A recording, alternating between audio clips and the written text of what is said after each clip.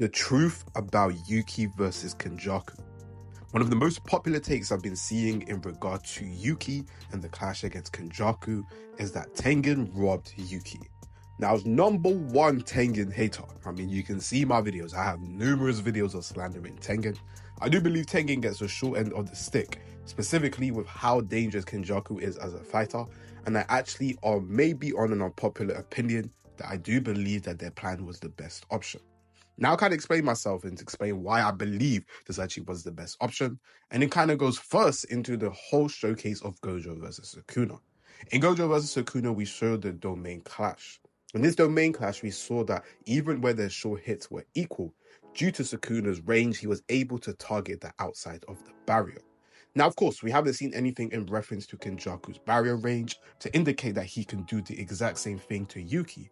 However, to me, there is nothing to suggest that they are on the same power level for them to have an equal short hit in the same manner such as somebody such as Gojo and Sukuna, which to me gives way more stock that regardless of the domain clash, it wouldn't bode well for Yuki. However, let's entertain this thought. What would happen if they actually engaged in a domain clash? Well, for me, with Kenjaku 1 being the second best barrier user, 2, having Jujutsu knowledge of being far above for our main cast, bar somebody such as Sukuna.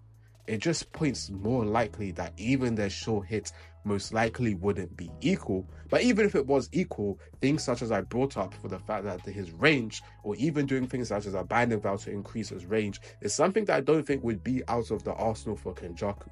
Now, of course, this is a lot more of headcanon, so there is a lot more interpretation to be given. And if you disagree with that potential avenue, there is nothing for me to say that you're wrong.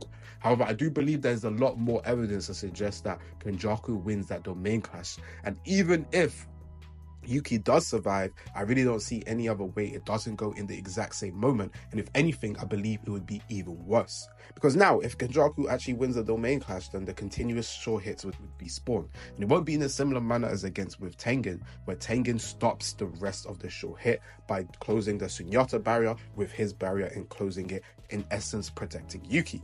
We saw one of the short hit effects pretty much down Yuki, and yes, she did get right back up to go fight because she is a dog. However, if it was a continuous spam, I do believe that would end with the end of Yuki, and specifically somebody such as Choso, who wasn't too significant in a 1v1 per se, would end up being in the downfall, and they would both just lose very quickly. However, let's go to more moments into the clash, and specifically with some things that were called ass pull, or things that were not necessarily was themed as convenience. I think the first one that we get is obviously anti-gravity, and I think there is definitely, in my personal opinion, I don't think anti-gravity was bad. I think maybe the way it was showcased was my issue. The use of gravity was throughout the entire clash. The entire thing was Yuki saying that there is another ability, and throughout the thing we saw Kenjaku use both reverse curse technique and gravity during the clash. Now we go into that actual moment where she pulls out the Yuki black hole death move, and everybody's now saying that this is an ass. Now, I'm not trying to be condescending, but we saw reverse curse technique, we saw gravity. I'm not thinking the use of anti-gravity is such a deep thing or a curse technique reversal to the point where people are saying, where did that come from? Is it convenient? I completely understand on the plot convenience, but I think there is a lot more instances within the series where you could say plot convenience. Was it not convenient for Yuki to have a technique that completely shuts off his main arsenal of curse spirit manipulation? Was it not convenient for obviously Kenjaku to have anti-gravity to be able to stop a last-ditch attack of the black hole? Both of these could be seen as convenient, however, I think that is the entire point. In the narrative, when you're building up stakes and towards a clash, and something that was hinted from the beginning of the whole gravity versus mass thing, which was kind of hinted towards the start of the clash, I don't think it was such a bad avenue to go. However, I do agree that the presentation was bad personally. For me, the whole thing of using your body as a domain was something that was touched upon when we get to Megumi. Megumi's whole entire premise is he uses his body or the surroundings around him as a domain, which allows him to get 120% potential of his actual curse technique. And this is in fact is exactly what Kenjaku did. By using his own body, so instead of a structure or a barrier itself, he ended up getting lapse, which would be 120% of his actual anti-gravity to prevent the black hole from being so damaging. However, the execution in terms of the presentation is where I have my personal beef, because why can't you show that to us? And I think that is something where maybe animated, it would look a lot more cleaner and feel a little tedious in that realm. For me, this clash overall was a special clash. So I've always had reservations towards people's opinions. And really, my only beef is the fact that Yuki died. I would have preferred her to have a lot more bigger purpose. And even though I know someone's going to tell me I'm coping, and yes, I am coping, because I do believe there is something significant to come from her character arc. My real beef is that she died, not necessarily how it happened, and also the execution of that final attack. However, let's go to the full conversation. Did Tengen set up Yuki and Chosa? To me, no. I don't believe there is real evidence to suggest that they did, unless you believe Yuki has a short hair equal to somebody such as Kenjaku. And if you do, you're going to have to explain that to me personally, because I'm not seeing the logic, specifically as I don't believe anyone believes that Yuki is on the same level as somebody as Kenjaku. More than just that, we get to kind of the second moment, and that is obviously that entire plan. Would it have been better for them to do something else? Yes, Tengen did fumble in the idea that they did not know that Kenjaku had an open domain expansion. However, with the limited information that they have and being able to counteract that, I do believe they did the best opportunity. And not only that, I think a lot of people forget that Kenjaku was on the ropes for a lot of the period. They got moments where Yuki and both Choso were able to fight him in situations where he was in a curse technique burnout that obviously Yuki didn't experience, however did have to recover due to the RCT.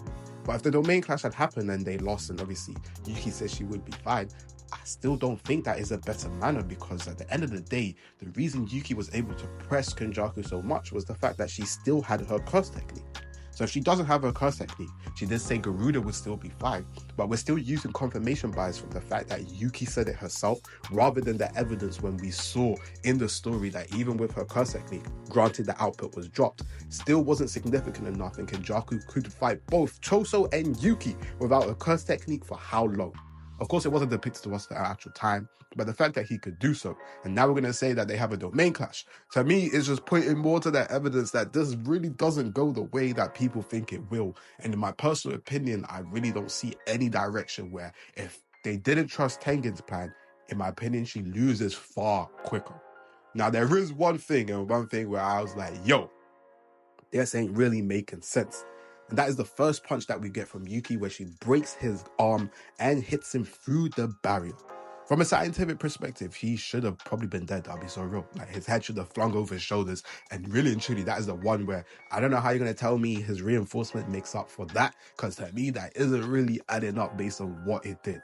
It broke a structure that shouldn't be like mathematically possible. Now remember, I'm not no mathematician. If you want the whole thing, TCB dropped a great thing about the circular structure, but in theory she did something that shouldn't be possible by breaking a barrier that in theory is like really ridiculous. So unless Kenjaku is really just reinforcement is on a whole nother level to whatever we've seen, that is the one where I'm like, yeah, you know what, you ain't really explained that one too well, I'm not gonna lie. And those, I think, are kind of if I'm nitpicking, the things where I had issues with personally.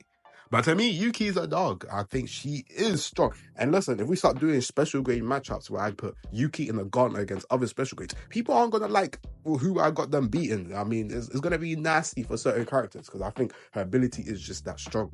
But in the case against Kenjaku, I don't think Tengen really does set them up like a lot of people did.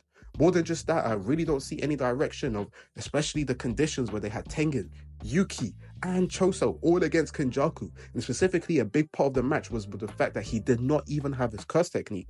There is just a lack of evidence for me to suggest that this clash goes any differently, that Tengen really did fumble. And more so, I just think they lack the necessary requirement to be strong enough to take a monster like Kenjaku. Now, obviously, Kenjaku's head is sliced off, and a lot of people are going to be like, hey, if you could, catch him off guard, yada, yada, yada, I guess so. But in terms of the way that fight was structured, in terms of the way, the direction it went, I think, me personally, it was a beautiful fight that I still have in my top 5. I probably maybe top 3, top 4, because I love the dialogue, I love the moments with Choso, I love the moments with Yuki, and for me, it was one of the moments where I read that weekly thing, such as the mini Uzumaki, the black hole, the whole punch in the first place, the domain expansion usage, everything to me makes it a beautiful fight. And I can't believe I'm saying this. We have to put some respect on Tengen. You know what? Nah, fuck Tengen.